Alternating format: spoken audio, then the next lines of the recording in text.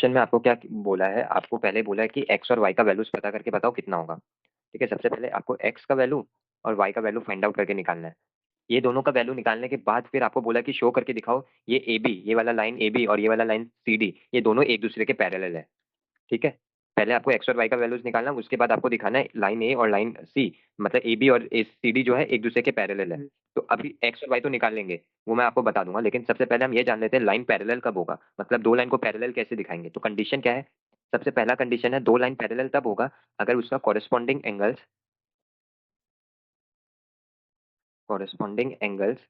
Equal हो, corresponding angles are equal. पहला case ये है कि जब कॉरेस्पॉन्डिंग एंगल्स क्या है, इक्वल होगा। सेकंड केस आपका क्या है, दो लाइन पैरेलल कब बोला जाएगा, जब उसका ऑल्टरनेट एंगल्स इक्वल हो, ऑल्टरनेट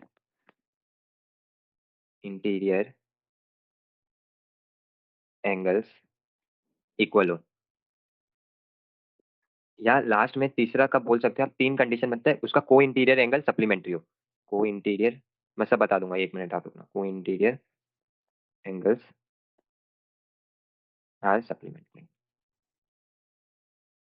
अगर हमें दिखाना है कि ये दो लाइन पैरेलल है तो इन तीनों में से कोई एक चीज आपको मिल जाना चाहिए, या तो कॉरेस्पॉन्डिंग एंगल इक्वल होना चाहिए, या ऑल्टरनेट इंटीरियर एंगल इक्वल होना चाहिए, या को इंटीरियर इक्वल होना चाहिए, सप्लीमेंट्री होना चाहिए। ये कॉरेस्पॉन्डिंग ऑल्टरनेट को इंटीरियर के बारे में पता है आपको। हाँ।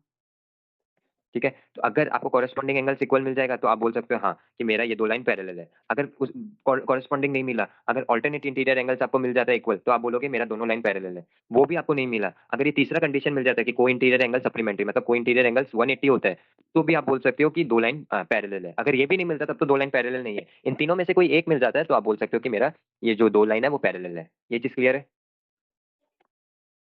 कोई में डाउट है तो आप बोलो, मैं एक्सप्लेन कर देता हूँ। कोई भी तीनों स्टेटमेंट में कोई एक भी स्टेटमेंट में डाउट है तो आप बोलो।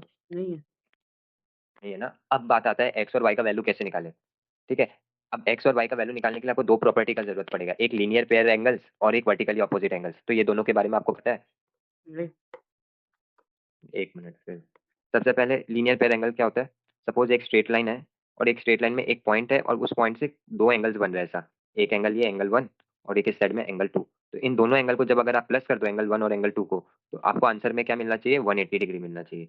तो जब दो या दो से ज्यादा एंगल्स को आप प्लस कर दो और आंसर में 180 आ रहा है, तो हम क्या बोलेंगे कि ये जो दो एंगल है वो लीनियर पेयर एंगल्स है। लीनियर पेयर, लीनियर का मतलब ही होता है लाइन, तो एक लाइन के ऊपर किसी एक पॉइंट से दो एंगल बन रहा है तो उसको हम क्या बोलेंगे, लीनियर पेयर एंगल। ये लीनियर पेयर हो गया। अब है वर्टिकली अपोजिट एंगल्स क्या होता है। सपोज दो स्ट्रेट लाइन, ठीक है, दो स्ट्रेट लाइन एक दूसरे के ऊपर इंटरसेक्ट हो रहा है किसी एक पॉइंट, सपोज इस पॉइंट को बोल देते हैं ओ। ठीक है, जब दो स्ट्रेट लाइन किसी एक दूसरे के ऊपर इंटरसेक्ट हो रहे हैं पॉइंट ओ पर, तब क्या होगा, जो वर्टेक्स के ऑपोजिट एंगल है, मतलब ये जो पॉइंट ओ के ऑपोजिट है, ये वाला एंगल और ये वाला एंगल, ये दोनों एंगल इक्वल हो जाएगा। हाँ। ये वाला एंगल और ये वाला एंगल इक्वल हो जाएगा, हाँ। और ये वाला एंगल और ये वाला एंगल एक दूसरे के इक्वल हो जाएगा। और इन एंगल्स को बोला जाता है वर्टिकली ऑपोजिट एंगल। वर्टिकली मतलब वर्टेक्स के ऑपोजिट एंगल्स। क्लियर है। हाँ।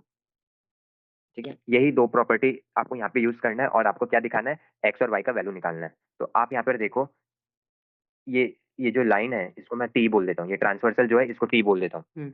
ये ट्रांसवर्सल टी है और आप देखो इस पॉइंट से दो एंगल बन रहा है, एक ये एक्स वाला एंगल और दूसरा ये 50। हम्म। सही है, तो इन दोनों को हम अगर प्लस कर देंगे तो हमें कितना मिलेगा, 180 डिग्री। क्यों, क्योंकि लीनियर पेयर एंगल यही बोलता है कि अगर किसी एक पॉइंट से दो एंगल्स बन रहे हैं तो दोनों को अगर आप प्लस कर दो तो आपको 180 मिलेगा। तो हम क्या करेंगे यहाँ पे, हम लिखेंगे x plus 50 is equal to 180 degree, और रीजन आएगा आपका लीनियर पेयर।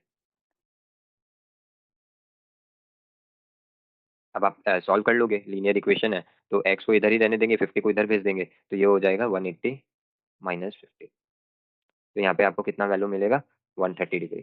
तो देयरफॉर एक्स का वैल्यू आपका निकल के क्या आया, 130 डिग्री। अब एक्स निकल गया, अब वाई निकालना है, तो फिर से आ जाते हैं अपने। अब आप देखो यहाँ पे सी डी लाइन और ये ट्रांसवर्सल वाला टी लाइन, ये दोनों एक पॉइंट पे इंटरसेक्ट कर रहे हैं, ये वाला पॉइंट पे। और अभी अभी मैंने बताया किसी एक पॉइंट पे अगर दो लाइन इंटरसेक्ट करता है तो उसके ऑपोजिट एंगल्स इक्वल होते हैं, मतलब ये वाला एंगल और ये 130 वाला एंगल और ये वाई वाला एंगल इक्वल हो जाएगा, तो वाई का भी वैल्यू क्या हो जाएगा, 130 हो जाएगा। तो now y is equal to 130। अब ब्रैकेट में रीजन दे देना, वर्टिकली ऑपोजिट एंगल।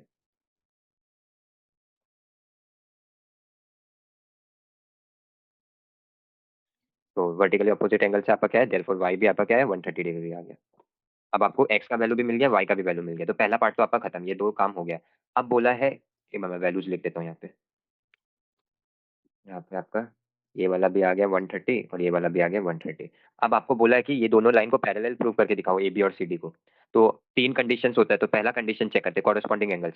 तो आप यहाँ पे देखोगे हमारे पास कॉरेस्पॉन्डिंग एंगल एक ये वाला का आप अगर देखोगे तो ये 130, अभी अभी जो एक्स का वैल्यू निकाला, और ये 130 जो पहले से क्वेश्चन में दिया था, ये कॉरेस्पॉन्डिंग एंगल्स है।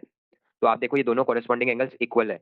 तो हम क्या बोल सकते हैं, क्योंकि मेरा दोनों वैल्यू आप देखो, ये भी 130 ये भी 130, तो ये दोनों ही कॉरेस्पॉन्डिंग एंगल्स हो गए, क्योंकि दोनों ही लाइन के नीचे है। 130 भी ए बी लाइन के नीचे है, और ये नीचे वाला 130 भी सी डी लाइन के नीचे है, तो ये कॉरेस्पॉन्डिंग एंगल्स हो गए। तो कॉरेस्पॉन्डिंग एंगल्स इक्वल है, तो हम क्या बोल सकते हैं, हमारा दोनों लाइन पैरेलल है। साथ ही साथ आप इसमें दूसरा और एक मिल रहा है आपको, वो है ऑल्टरनेट भी मिल रहा है, साथ ही साथ दो मिल रहा है आपको, जो अच्छा लगे आप वो यूज कर सकते हो। ऑल्टरनेट इंटीरियर एंगल, तो आप देखो ये वाला 130 और ये भी 130, और ये दोनों ऑल्टरनेट इंटीरियर एंगल्स है। तो दो कंडीशन हमें मिल गया, तो दोनों में से कोई एक यूज करने से हो जाएगा, तो हम कॉरेस्पॉन्डिंग यूज कर लेते हैं। या आप ये एक ऑल्टरनेट यूज कर लो, आप दिखा दो एक्स और वाई का वैल्यू इक्वल है, तो और वो ऑल्टरनेट इंटीरियर एंगल हो गया। तो इसलिए ए बी और सी डी पैरेलल हो गया। तो अभी हम लिख देते हैं नाउ, नहीं नाउ नहीं, एक minute, as x is equal to y is equal to 130 degree, but this are alternate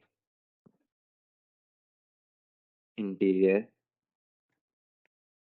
angles